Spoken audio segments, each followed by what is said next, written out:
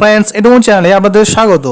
প্রাথমিক শিক্ষকরা যারা এখনও চাকরিরত রয়েছেন বা ইন সার্ভিস রয়েছেন, ওনারাও কিন্তু 2 বছরের ডিএলএড এখনও করতে পারবেন।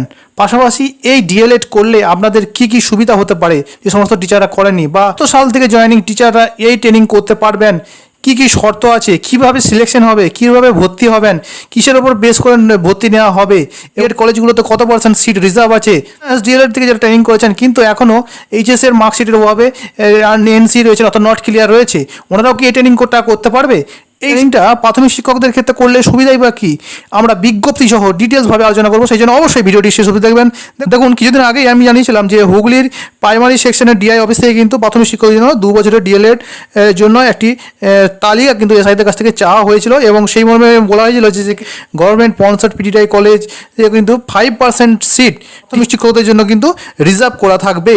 6 আগস্ট 2020 থেকে West Bengal board of primary education, অর্থাৎ দেখুন বিজ্ঞপ্তিটি টু কাদেরকে লেখা হচ্ছে, the chairman district primary school council all district, অর্থাৎ সমস্ত জেলার যারা ডিপিএসসি আছে সেই ডিপিএসসি চেয়ারম্যানদেরকে লেখা হচ্ছে। 2 নম্বর কাকে লেখা হচ্ছে, district inspector of school primary education all district, অর্থাৎ সমস্ত জেলার প্রাথমিক শিক্ষা বিভাগের যারা ডিআই রয়েছেন ওনাদেরকে কিন্তু এই লেটারটা লেখা হচ্ছে। এবার দেখুন সাবজেক্ট বা বিষয়ে কী লেখা রয়েছে।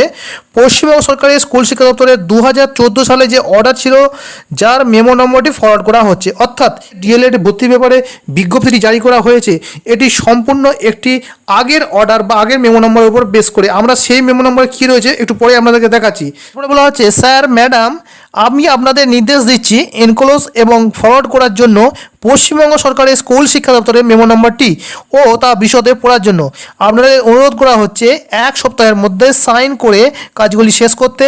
যেদিন থেকে মেমো নম্বরটি ইমেলের মাধ্যমে রিসিভ করবেন, একটি রিপোর্ট করতে হবে। যদি কোনো আনট্রেন্ড প্রাথমিক স্কুল শিক্ষক থাকেন আপনাদের সংশ্লিষ্ট জেলাতে, তাহলে কিন্তু স্টিপুলেশনের মতো পূর্বে বলা স্কুল শিক্ষা দপ্তরের মেমো নম্বর মতো যারা এইচএসএ বা সমতুল্য পরীক্ষায় 50% আছে, এবং যাদের ক্ষেত্রে কিন্তু রিজার্ভ ক্যাটাগরি রয়েছে তাদের ক্ষেত্রে কিন্তু 5% রিল্যাক্সেশন আছে। ধরুন এসসি বা এসটি বা ধরুন OBC category, physical handicap category, এই ধরনের ক্ষেত্রে কিন্তু 5% রিল্যাক্সেশন পাবে, অর্থাৎ 45% এইচএসএ পেলেও কিন্তু অ্যাপ্লাই করা যাবে। এটাকে যেন জরুরি হিসাবে গণ্য করা হয়। এখানে ভালো করে লক্ষ্য করবেন, এইচএস বা সমতুল্য পরীক্ষায় 50%, অর্থাৎ এখানে কিন্তু বলা নেই আপনার গ্র্যাজুয়েশন করে থাকলে কিন্তু এইটাই ভর্তি হতে পারবেন কি পারবেন না, অর্থাৎ এইচএস মাস্ট চাই, তবেই কিন্তু এই ডিএলএডের জন্য আপনি অ্যাপ্লাই করতে পারবেন। এছাড়াও কতগুলো কিন্তু ক্রাইটেরিয়া রয়েছে সেটা আমাদেরকে জানাবো। এরপরে আপনাদেরকে জানাবো যে পুরনো বিজ্ঞপ্তিটি রয়েছে সেখানে আরও বিস্তারিতভাবে জানা রয়েছে যে কোন কোন শিক্ষকরা এতে অ্যাপ্লাই করতে পারবেন। এখানে যে বিজ্ঞপ্তিটির কথা ফরওয়ার্ড করা হয়েছে সেই বিজ্ঞপ্তিটি একবার দেখে নিই কী বলা আছে তাতে। বিজ্ঞপ্তিটি পাবলিশ হয়েছে government of West Bengal school education department, elementary education branch, অর্থাৎ পশ্চিমবঙ্গ সরকারের স্কুল শিক্ষা দপ্তর থেকে এই অর্ডারটা বের হয়েছে, এবং ডেটটা দেখুন 5 মে 2014, 19 মে 2014, অর্থাৎ দুটি কিন্তু ডেট লেখা রয়েছে।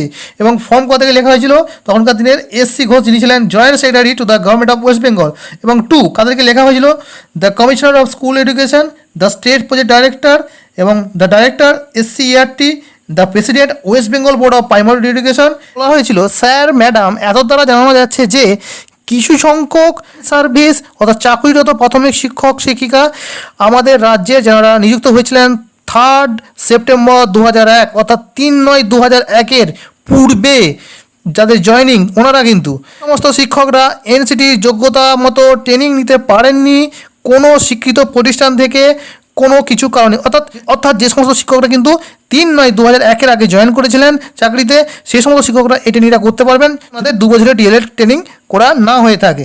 যদিও বিদ্যমান এনসিটি নিয়ম অনুযায়ী এই ধরনের শিক্ষক এই শিক্ষকতার ট্রেনিং থেকে মুক্ত, কিন্তু রাজ্য সরকারের নিয়ম অনুযায়ী তারা উচ্চতর স্কেলে অর্থাৎ এ ক্যাটাগরি অর্থাৎ ট্রেনিং বেনিফিটের যে বেতন তা তোলার কিন্তু অনুমতি দেবে না যদি না শিক্ষকরা তাদের শিক্ষকতার ট্রেনিংয়ের যোগ্যতামান ধারণ করেন। অর্থাৎ এখানে যা বলা হচ্ছে যে আপনাদেরকে কিন্তু এ ক্যাটাগরি ট্রেনিং দেওয়া হবে না বা ট্রেনিং বেনিফিট কিন্তু আপনাদেরকে দেওয়া হবে না যদি না আপনারা এই ট্রেনিংটা করেন। রাখি যে 3/9/2001 যারা আছেন ওনারা তো অবশ্যই 18 বছর পূর্ণ করেছেন, এবং 18 বছর পূর্ণ হওয়ার ক্ষেত্রে কিন্তু ওনাদেরকে কিন্তু এই 2 বছরের ডিএলএড করা কিন্তু বাধ্যতামূলক নয়। এইবার ওনাদের এই ডিএলএড ট্রেনিংটা কেন করবেন, যদি ওনারা হায়ার স্কেল পেতে চান 1 নম্বর, বা ভবিষ্যতে কোনো সমস্যা না হয় সেটার একটা কারণ। 2 নম্বর যেটা মেন কারণ, উনি যদি ভবিষ্যতে প্রধান শিক্ষক হতে চান তাহলে কিন্তু এই ক্যাটাগরির বা ট্রেনিং সার্টিফিকেট অবশ্যই ওনাদের লাগবে। সেই জন্য এই 2 বছরের ডিএলএড ট্রেনিংটা যারা 3/9/2001 আগে জয়েন করেছেন ওনাদের অবশ্যই এই রেগুলার মোডে ট্রেনিংটি করতে হবে। কিছু সময়ের জন্য এটি রাজ্য সরকারের সক্রিয় বিবেচনার মধ্যে ছিল। এই ধরনের উল্লিখিত প্রাথমিক শিক্ষকদের শিক্ষকতার ট্রেনিং দেওয়ার আমি আপনাদের নির্দেশ দিয়ে বলছি যে এটা সিদ্ধান্ত নেওয়া হয়েছে সমস্ত সরকারি ও সরকারি সাহায্যপ্রাপ্ত বা স্পন্সার্ড পিটিটায়ের সমস্ত ডায়েটগুলিতে সামনের একাডেমিক সেশন থেকে চাকরিরত আনট্রেন্ড প্রাথমিক শিক্ষকদের জন্য যাতে প্রয়োজনীয় শিক্ষকতা যোগ্যতা আছে এবং ডিএলএড কোর্সের জন্য আগ্রহ বা স্বার্থ আছে ডেপুটেড ক্যান্ডিডেট হিসাবে প্রয়োজনীয় ভর্তির পদ্ধতিগুলি একটা উপদেশ দেওয়া রয়েছে। যদি কীভাবে ভর্তি হতে পারেন দেখুন, যদি 5 জনের বেশি আবেদন গৃহীত হয় একটা ডায়েটে বা একটা ইনস্টিটিউশনে 5% সিট ইন সার্ভিস টিচারের জন্য রিজার্ভ থাকে। এবার দেখুন এই 5 জন টিচার কীভাবে সিলেকশন হবেন। দেখুন 5 জন সিলেকশনের মধ্যে যদি 5 দেখা যায় যে 5 জনের মধ্যে আবেদন করেছে অর্থাৎ এক্সট্রা 5 জনের বেশি এক্সট্রা কিছু আবেদন গৃহীত হয়নি, তাহলে সেই 5 জনই কিন্তু ট্রেনিং করার সুযোগ পাবেন ডেপুটেড টিচার হিসাবে। এইবার যদি সেক্ষেত্রে দেখা যায় 5 জনের বেশি শিক্ষক সংখ্যক টিচারের মানে এইচএসের মার্কস বেশি অর্থাৎ মেরিট লিস্টে তাদের অনেকের নাম আছে, তাহলে কিন্তু ওনাদের যে মেরিট লিস্ট হবে অর্থাৎ এইচএসের যে পার্সেন্টেজ হবে সেই হিসাবে কিন্তু ওনাদেরকে কিন্তু ট্রেনিংয়ের সুযোগ দেওয়া হবে। যার নম্বর বেশি হবে উনি কিন্তু প্রথম সুযোগ পাবেন। এইভাবে কিন্তু 5 জনকে সর্বাধিক সুযোগ দেওয়া হবে।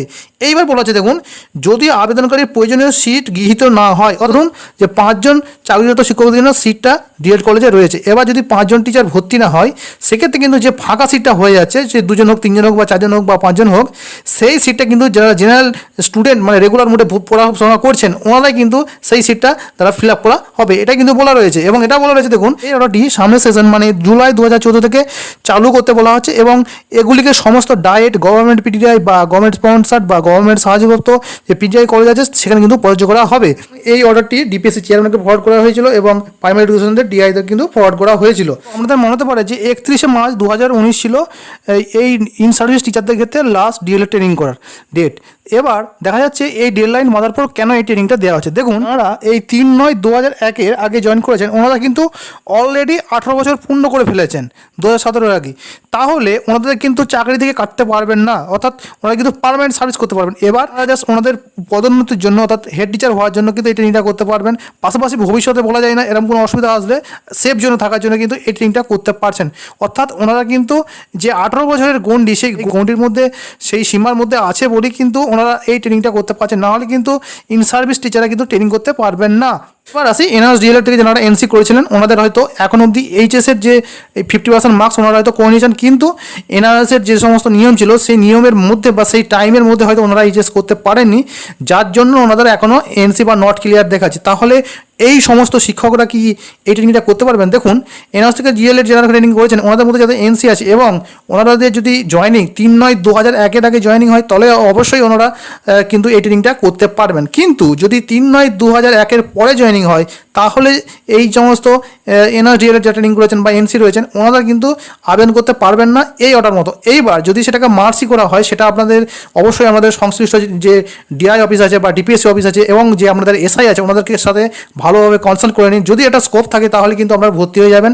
বোধ হয় 3/9/2001 আগে জয়েনিং না হলে কিন্তু এই ট্রেনিং করা যাবে না, তবুও কিন্তু আপনারা একবার জিজ্ঞাসা করে নেবেন। এবং এই যে ট্রেনিং করা হবে এটা কিন্তু একদম নর্মাল যে ডিএলএড মোড রেগুলার মোড সেটা হিসাবে কিন্তু ট্রেনিং করা হবে, অর্থাৎ আপনাদেরকে রেগুলারভাবে ক্লাস করতে হবে। এবছর 2 বছর আপনাকে কিন্তু স্কুল যেতে হবে না, আপনি আপনার স্যালারি ক্ষেত্রে কিন্তু কোনো অসুবিধা হবে না, যেমন স্যালারি পাবেন তেমনই স্যালারি পাবেন, অর্থাৎ আপনি ডেপুটেড টিচার হিসেবে কিন্তু সেখানে ট্রেনিং করতে যাবেন। এবং যে সমস্ত গভর্নমেন্ট পিটিআই কলেজে শিক্ষকরা অ্যাপ্লাই করবেন সেখানে কিন্তু 5% সিট এই ইন সার্ভিস টিচারদের জন্য রিজার্ভ করা থাকবে।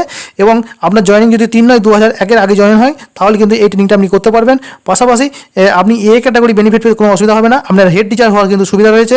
এবং যদি সেই পিটিআই কলেজে যে নাম উঠবে সেখানে যদি 5 জনের মধ্যে হয় তাহলে 5 জনই পেয়ে যাবেন, কিন্তু যদি 5 জনের বেশি হয় সেক্ষেত্রে কিন্তু আপনার এইচএসের যে মার্কস হবে সেই মার্কসের ভিত্তিতে কিন্তু যারা বেশি নম্বর থাকবে সেই হিসাবে কিন্তু 5 জনকে সিলেকশন করা হবে। যদি 5 জনের সিটে কম হয় যে কটা সিট খালি থাকবে সে কটা সিট কিন্তু রেগুলার ক্যান্ডিডেট দিয়ে কিন্তু ভর্তি করা হবে। অর্থাৎ আপনাদের যে ট্রেনিং হবে সেটা কিন্তু ওডিএল মোডে নয়, অর্থাৎ একদম রেগুলার মোডে হবে, একদম সাধারণ ছাত্রছাত্রী যেভাবে ডিএলএড করে রেগুলার মোডে সেভাবে ট্রেনিং করা হবে। ভিডিওর এই তথ্যটি আপনার ভালো লাগলে অবশ্যই এডুন চ্যানেলটি সাবস্ক্রাইব করবেন, পাশাপাশি ভিডিওটি বিভিন্ন শিক্ষক শিক্ষিকার মধ্যে শেয়ার করবেন, কমেন্ট করে জানাবেন এই বিষয়ে আপনাদের আরও কোনো প্রশ্ন থাকলে বা মতামত থাকলে আমি আমার সাধারণত উত্তর দেওয়ার চেষ্টা করব। ধন্যবাদ।